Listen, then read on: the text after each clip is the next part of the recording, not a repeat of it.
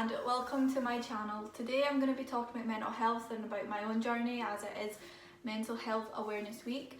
So I just wanted to start off by saying, like in no way do I ever want this to come across as me looking for attention or to, want people to feel sorry for me. I just want to share my journey with everyone and just to let people going through a similar situation that you're not alone. So let's start from the beginning. When I was around 14, I got diagnosed with anorexia nervosa. And to say the journey was easy is an understatement. I remember getting bullied constantly through high school. Constantly made comments about my looks, my weight, being told I look like a man. People consistently putting me down over anything they could. The fact I had spots, well, everyone has spots when they're going through puberty at that age. So anything to do with my appearance was always something that I got put down about. But it wasn't just my appearance, it was literally anything. You know what people are like these days, like they just want to make fun of you because that's just what they think is cool. So yeah, it wasn't the best. I just then, because of all this bullying, I retracted in within myself. I was very quiet. I wouldn't really go out much. I felt very anxious and had a lot of depressing thoughts. And my kind of way to cope with this was to not eat. And so I would just go through periods of time where I would just not eat and I would throw food away, and I would feel guilty for it because I would think, oh, but my mum and dad have gone through all this trouble to make this and I've just decided to throw it away. But it's that kind of way that I had control of this. I had control over the way that I felt, and that's something that I felt I needed. I needed that control because they took something away from me that I didn't know how to fix. So as time went on, I would just continue to not eat, but when I would eat, I would make myself sick, which is very, very dangerous.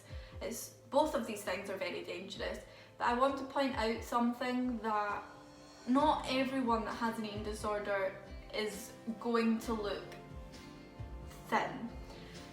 Anyone of any size, any ethnicity, they could have an eating disorder. They could have a problem with any kind of thing, but you wouldn't know. Someone who is extremely underweight is only because it's gotten so far without getting help. And I think that's important to note because I think a lot of the time there's a lot of stereotypes around that if someone is very thin or underweight that they have anorexia, but that's not the case. Anyone can have anorexia, anyone could have bulimia. Someone that who is healthy could have these issues, so it's always good to check up on someone and make sure that they're okay. It got to a point where it got really bad, and I'm not going to go into extreme details because I don't want to trigger anyone who is going through the similar situation. It got to a point where I couldn't even drink water because I was convinced someone had put extra calories in it. And thinking about it now, it does sound very extreme because that's very unlikely to happen. But it's just when you realise how far your brain will go to avoid you putting things into your body, it's quite scary. But yeah, it's very hard to get through that, especially when you get told, look, if you don't start eating or drinking water, your organs are going to fail and you're going to die. And I definitely think for me personally, that is the wake-up call I needed, but it shouldn't have been the wake-up call that I needed. I should not have gotten to that point where I could have died to have been given full-on extra support. I'm quite lucky in the sense of that when I did get the help that I got, I was pretty already very unwell, but it's the fact that you have to be so unwell to start getting help is an issue. I think that we need to start opening up conversation of everyone getting help when there are signs noticed about disordered eating. It shouldn't just be, oh well, if you reach this BMI then you can get help, because that's just not okay. But I'm very thankful for the help that I did get, and I, you know, went into hospital for 6 weeks, and you know, that kind of gave me a bit of a shock, because you know, if you don't eat while you're there, they like put a tube down your nose, and I had that for a while. But then that kind of motivated me, like I don't want to be in this environment for a long time, and I don't want to have to live my life this way. So I tried to adjust to life after that, and you know, this was like six years ago, and I definitely did have struggled a lot on and off recently. Like life events can trigger it, exercising can trigger it, and it's just trying to find a balance between what's healthy and what's not, because obviously as a human being you need exercise, but not to the point where you're hurting your body. I think that's really important as well, especially if there's lots of people who are on Instagram or social media and they're promoting like these healthy lifestyles. Like, you just have to do what's best for you and your body and your mental health. Like, you should not push the boundaries that will make it more difficult for you in the longer run. Just do what you feel like that you can do, and if you want to push yourself and feel like you can push yourself, then that's 100% what you should do. And I also think it's really important to talk about mental health, because there's so much taboo still around it, and not everyone feels comfortable talking about it yet. And you know, like, that's okay, but I think the more that people talk about it and make it such more of like a normal topic to talk about, it might make it easier for these people to talk out, like speak up and ask for help. And it's important that you ask for help, and it, like, to know that you're not alone. People can sit and say like, oh, what have you got to feel sad about, or but like, think of all the people that you're affecting, you know, like, these things don't help. As long as you know that you're not alone and that people are there to help, I think that that means so much more than people making you feel bad and saying, but so many people care about you and so many people want you to get better.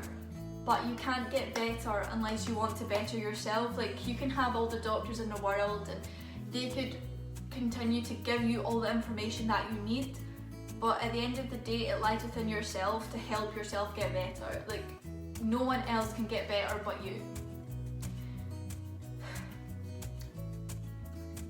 And I think it's important to approach any form of mental illness with kindness, and to not just assume things about people, you know, like, not to just assume that someone with anxiety is, they just don't want to hang out. You don't know if they've had a bad day or if they've had a panic attack and like, you just feel really exhausted. You can't just assume things, and it's always good to just ask the person, you know, just check up on them. Oh, hey, like, are you okay? Like, I've not seen you in a while, like, just wanted to check up on you. And if they say that they're fine, that could be a lie. It's better to just not push them, but just say, are you sure you're okay? Like, I'm always here if you need to talk to someone. And even if they still tell you that they're fine and they're not, at least they know that you're there for them. But yeah, after the longest, most hardest journey that I've gone through with anorexia, like, I had so many times where I would be doing okay, but it was a false sense of recovery, I feel, because I would get better for going to concerts, or if I had something that would motivate me, but then once that thing was gone, I would revert back to my old behaviours. And I think that's really dangerous. You can't just place, okay, well, I'm gonna get better, I'm gonna eat until this concert, and then once this concert's over, it's fine, like, I could just go back to not eating again. Because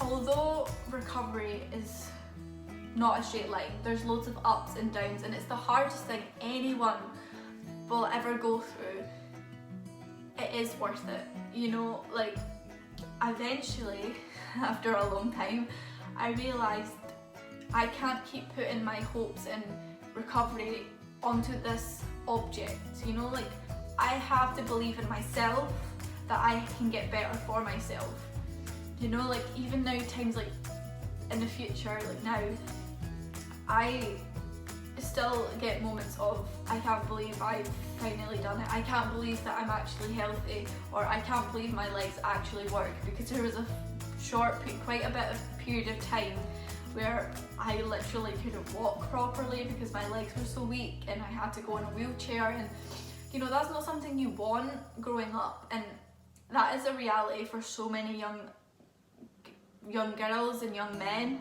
And I think people forget that men can suffer from mental health issues too, and I think it's really important not just to check upon your friends, but like if you have a friend that's a man or male, or you know, like you just need to check up on your friends and make sure they're okay, because especially when it comes to men, like they will not talk about their feelings, and men matter too, they are human beings, and the whole aspect of, oh, you need to man up, needs to stop, because men have feelings, they are human beings, and I think like men need to know that it's okay to not be okay too, and that it's okay for them to cry, and it doesn't make them any less than a man.